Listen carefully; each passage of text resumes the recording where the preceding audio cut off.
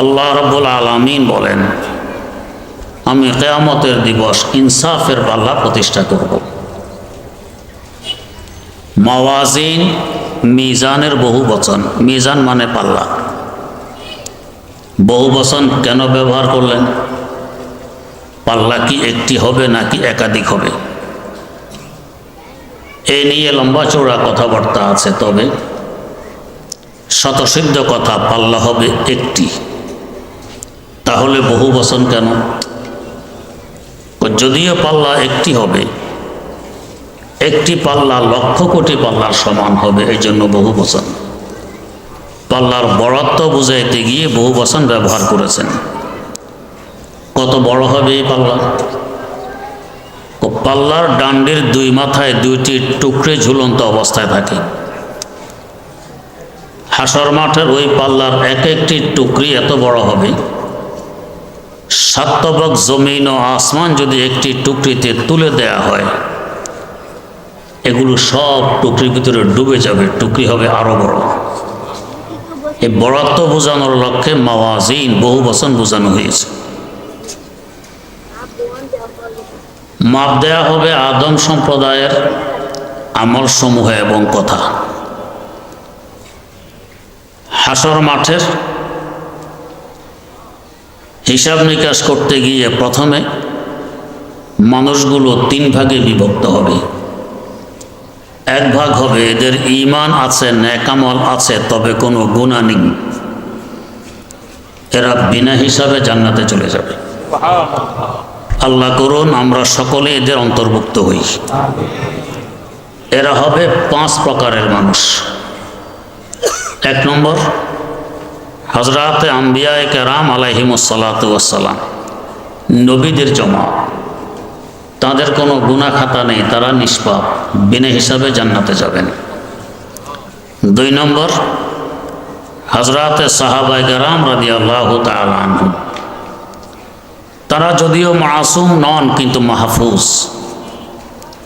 তাদের যদি কখনো পদস্খলন ঘটেও থাকে, আল্লাহ পাক সব কিছু ক্ষমা করে তাদেরকে ডেকে নিয়ে গেছেন। মুফতি আজম বাংলাদেশ আল্লামা মুফতি মোহাম্মদ ফয়জুল্লাহ রাহিমাহুল্লাহ হযরত সাহাবায়ে কেরাম রাদিয়াল্লাহু তাআলা আনহুমের ব্যাপারে আহলে সুন্নাত ওয়াল জামাতের আকীদা কি তা তুলে ধরলেন।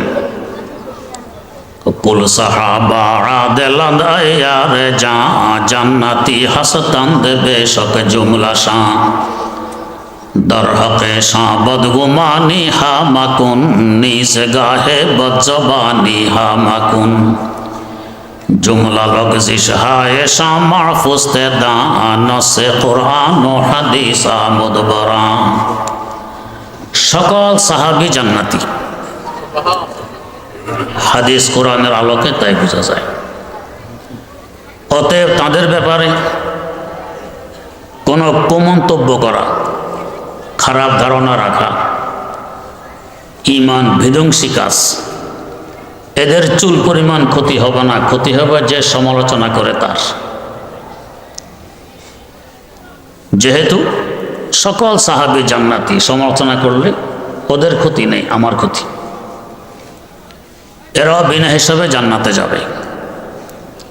তিন নম্বর, ওই সমস্ত ভাগ্যবান ব্যক্তিবর্গ যারা মারা যাওয়ার আগে তওবা করে নিজের গুনাহ খাতা ক্ষমা করাইতে সক্ষম হয়েছে, তারাও বিনা হিসাবে জান্নাতে যাবে। দেখলেন না দোয়ার মধ্যে হুজুরে কি দোয়া করলেন? আল্লাহ মওতের আগে তওবা করার তৌফিক দিও। চার নম্বর, পাগল, পাগলেরও কোনো হিসাব নিকাশ হবে না, বিনা হিসাবে জান্নাতে যাবে। পাঁচ নম্বর, এ উম্মতের অপ্রাপ্ত বয়স্ক ছেলে মেয়ে যারা বালেগ হওয়ার পূর্বে প্রাপ্তবয়স্ক হওয়ার আগেই মারা গেছে, এরাও বিনা হিসাবে জান্নাতে যাবে। যাবে তো যাবে। ছোট বাচ্চা যদি কয়েকজন একসাথ হতে পারে, চুপচাপ থাকে, চিল্লাচিল্লি হই হল্লো, লাফালাফি, দৌড়াদৌড়ি, কিলাকিলি, গুতাগুতি, এরা হাসর মাঠও এমনই করবে। ভয়াবহ অবস্থা বুঝার জন্য যে বুঝার দরকার ওই বুঝতে এদের এখনো হয়নি, সেখানেও চিল্লাচিল্লি হলো। আল্লাহ পাক যখন বিচার আসন গ্রহণ করবেন দেখবেন যে হাসর মাঠ অশান্ত এই বাচ্চাদের কারণে। ফেরেশতাদেরকে বলবেন এদেরকে আগে বেহেশতে দিয়ে আসো, হাসর মাঠ শান্ত হোক, তারপরে বিচার করছো। এদেরকে নিয়ে রওনা করলে এরা বলবে আমাদেরকে কোথায় নেন? নেই বেহেশতে, আমরা তো একা যাই না, আমাদের সাথে আমাদের পিতা মাতাকেও দিতে হবে। দুনিয়া থাকতে ছোট বাচ্চাকে একা কোথাও যায়, পিতা মাতার সাথে থাকতে হয়, সেখানেও একই কথা। বলা হবে ওদের তো হিসাব নিকাশ আছে, ওদের জান্নাতে পৌঁছতে দেরি হবে, তাহলে আমরা এখন আর যাইতেছি না, হলো নিয়ে ব্যস্ত। আল্লাহ পাক বলবে এদের আব্বা আম্মাকে সহ বেহেশতে পাঠাও, হাসর মাঠ শান্ত হোক। কানজুল উম্মাল একটি হাদিসের বিশাল কিতাব, 18 খণ্ডে ছেপেছে, 47,000-এরও অধিক হাদিস এই কিতাবে বর্ণিত। এই কিতাবে একটি হাদিস পড়েছি, একটি গোশতের টুকরা যদি গর্ভপাত হয়, এটাও তার আব্বা আম্মাকে ছাড়া বেহেশতে যাবে না। তো এই উম্মতের নাবালেগ ছেলে মেয়ে এরাও বিনা হিসাবে জান্নাতে যাবে, আব্বা আম্মাকে সহকারে। আর এক সম্প্রদায় আছে এদের ঈমান নেই, এরা বিনা হিসাবে জাহান্নামে যাবে, আলিয়াযুবিল্লাহ। এরা কাফের, মুশরিক, নাস্তিক, মুরতাদ, ডাহারি, 5 প্রকারের মানুষ। আরেক সম্প্রদায় আছে এদের ঈমান আছে, নেকামল আছে, বদামলও আছে। এদের আমল আর কথা মাপ দেওয়া হবে, নেকামল বেশি না বদামল বেশি এটা জানার জন্য। এদের আমলগুলো মাপ দিতে গিয়ে এরাও 3 ভাগে বিভক্ত হবে। এক ভাগ হবে এদের নেকি বেশি বদি কম। বেশি নেকির বরকতে বদিগুলোকে আল্লাহ পাক নেকি দিয়ে পরিবর্তন করে এদেরকে জান্নাত দিয়ে দিবেন। ও বদিকে নেকি দিয়ে কেন পরিবর্তন করবেন? বদি হলো রোগ। রোগ যতক্ষণ দেহে থাকে ডাক্তার রোগীকে বাড়িতে আসতে দেয় না, রিলিজ দেয় না। রোগ পুরোপুরি চিকিৎসা হয়ে গেলে তারপরে বাড়ি আসতে দেয়। এই বদি নিয়ে রোগ নিয়ে তো আমাদের আসল বাড়ি জান্নাতে যাওয়া যাবে না। যদি কেটে দেন আমলনামায়, কেটে দিলে আমলনামা দেখতে অসুন্দর দেখাবে। পরীক্ষার খাতায় কাটাকুটা থাকলে এক্সামিনার নম্বর কম দেয়, খাতা অসুন্দর। আমার আল্লাহ সুন্দর পছন্দ করেন সুন্দরকে, তাই কাটবেন না। মিটিয়ে দিল এক জায়গায় লেখা আর এক জায়গায় সাদা, এটাও তো দৃষ্টিকটু। পরীক্ষার খাতায় যদি 2 ইঞ্চি লেখেন, 3 ইঞ্চি খালি, 3 ইঞ্চি লেখেন 1 ইঞ্চি খালি, দৃষ্টিকটু, তাই মিটাবেনও না। বদিগুলোকে নেকি দিয়ে পরিবর্তন করে সুন্দর আমলনামা সহকারে এদেরকে জান্নাত দিয়ে দিবেন। আরেক গ্রুপ হবে এদের বদি বেশি নেকি কম। এরা এদের বদি পরিমাণ শাস্তি ভোগ করার পর জান্নাত পাবে। কিভাবে? বুখারী শরীফ ঈমান অধ্যায়ে হাদিস বর্ণিত। বদির কারণে জাহান্নামে জ্বলতে জ্বলতে তাদের গায়ের রং হবে কয়লার ন্যায় কালো, কুশ্রী বিশ্রী। এই অবস্থা জান্নাতে যদি পাঠায় দেয়া হয়, না জান্নাতের ইজ্জত থাকবে না এদের ইজ্জত থাকবে। আগে যারা জান্নাতে গিয়েছে ওরা তো নাক ছিটকাবে, তাই এদেরকে সরাসরি জান্নাতে পাঠানো হবে না। জান্নাতের গেটের সামনে একটি নদী আছে, ও নদীতে ফেলে দেয়া হবে। নদীর নাম নহরে হায়াত কিংবা নহরুল হায়াত।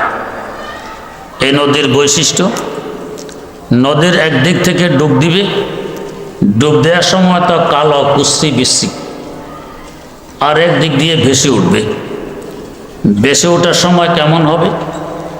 নবী করিম সাল্লাল্লাহু আলাইহি ওয়াসাল্লাম একটি দৃষ্টান্ত দিয়ে বুঝাইলেন। যখন বন্যার পানি নেমে যায়, নদীর 2 ধারে পলিমাটি পড়ে থাকে, পলিমাটি থাকে উর্বর, নিচে থাকে জঙ্গলি বিচি। উর্বর পলি মাটি পেয়ে এই বিচিগুলো ফেটে গ্যাস গজিয়ে ওঠে 2-4 দিনের মধ্যেই। নতুন নতুন গ্যাসগুলো দেখতে সোনালী বর্ণের, বড় মসৃণ সুন্দর দেখায়। এই মানুষগুলো অপর পাট দিয়ে যখন বেশি উঠবে, এমন সোনালী রঙের মসৃণ হয়ে বেশি উঠবে, ওখান থেকে জান্নাতে পাঠায় দেয়া হবে। আর এক সম্প্রদায়, এদের নেকি আর বদি হবে সমান। এদের ব্যাপারে এক বর্ণনা, এদেরকে জান্নাত জাহান্নামের মধ্যবর্তী স্থানে রেখে দেয়া হবে। নেকির কারণে জান্নাতের কিছু সুখ শান্তি ভোগ করবে, বদির কারণে জাহান্নামের কিছু অশান্তিও ভোগ করবে। তবে এদের বেলায় আমরা আরেকটি আশা পোষণ করতে পারি, তা হলো যদিও নেকি বদি সমান, আরশে আল্লাহর উপরে লেখা আছে গালাবাত রহমতি গজবি। আল্লাহ পাক বলেন আমার রহমত আমার গজব থেকে অনেক বেশি। নেকি রহমতকে আকর্ষণ করে আর বদি গজবকে আকর্ষণ করে। নেকি বদি সমান হওয়ার কারণে উভয় দিকের আকর্ষণ শক্তি তো সমান, কিন্তু রহমত যে বেশি, তাই নেকির দিকে রহমত এসে যাবে বেশি, গজব কম, তো বদির দিকে গজব আসবে কম। এই হিসাবে নেকির পাল্লার দিকটা হয়ে যাবে বাড়ি। আমার আল্লাহ কত বড় দয়াশীল। আয় রব তু কারিমি ও রাসূলে তু কারিমি, আয় রব তু কারিমি ও রাসূলে তু কারিমি, সদ শুকর কে হাসতে মুমিয়ানে দু কারিমি, সদ শুকর কে হাসতে মুমিয়ানে দু কারিমি। আল্লাহ তুমি এক মেহেরবান খোদা, তোমার হাবিব সাল্লাল্লাহু আলাইহি ওয়াসাল্লাম আরেক মেহেরবান রাসূল। দুই মেহেরবানের মধ্যখানে আমরা গুনাহগার, আশাবাদী, ফেলে দিতে পারবে। আল্লামা হালি মুসাদ্দাসের মধ্যে মুনাজাত লিখেছেন, हमने के हैं या बद हैं फिर आखिर है तुम्हारे, हमने के हैं या बद हैं फिर आखिर है तुम्हारे, निस्बत बहुत अच्छी है मगर हाल बुरा है, निस्बत बहुत अच्छी है मगर हाल बुरा है। তো নেকির দিক এদিকেও ভারী হবে, আশা করি এদেরকে আল্লাহ পাক জান্নাত দিয়ে দিবেন। এখানে একটি প্রশ্ন থাকে, একটি প্রতিষ্ঠানের হিসাব নিকাশ শেষ করতে কখনো 2-3 মাসও লেগে যায়। অসংখ্য মানুষের হিসাব নিকাশ, লক্ষ লক্ষ কোটি কোটি বছরের প্রয়োজন, অথচ এত সময় হাসর মাঠে থাকা হবে না। কিভাবে সম্ভব এত তাড়াতাড়ি হিসাব করা? আগের যুগে তো বুঝাইতে কষ্ট হতো, এখন সহজ হয়ে গেছে।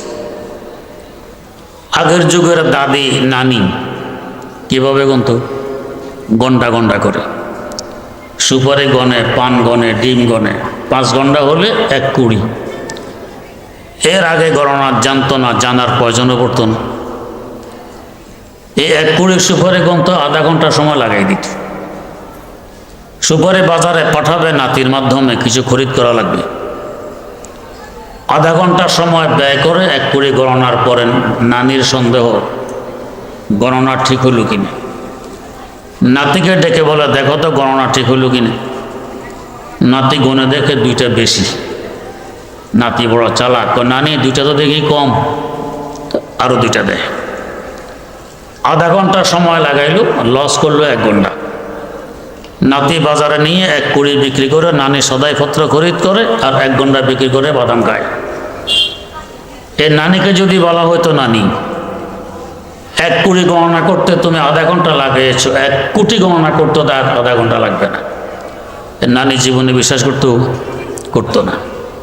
এখন যারা ব্যাংকে যান, কোম্পানির কোনো ক্যাশ রুমে যান, কত রকমের মেশিন টাকা গোনার, কয়েক ঘন্টার কাজ কয়েক মেশিনে ফরফর করে টাকা গুনে দিচ্ছে। মেশিনটি আবিষ্কার করেছে আমাদের ক্ষুদ্র ব্রেন। আমাদের ক্ষুদ্র ব্রেন যদি এমন মেশিন আবিষ্কার করতে সক্ষম হয়, যে মেশিনে কয়েক দিন কয়েক ঘন্টার কাজ কয়েক মিনিটে করে দেয়, ব্রেনের আবিষ্কারক আল্লাহ রাব্বুল আলামিনের পক্ষে কি সম্ভব হবে না কোটি কোটি বছরের হিসাব কয়েক সেকেন্ডে শেষ করে দিতে? নিঃসন্দেহে সম্ভব হবে। অল্প সময়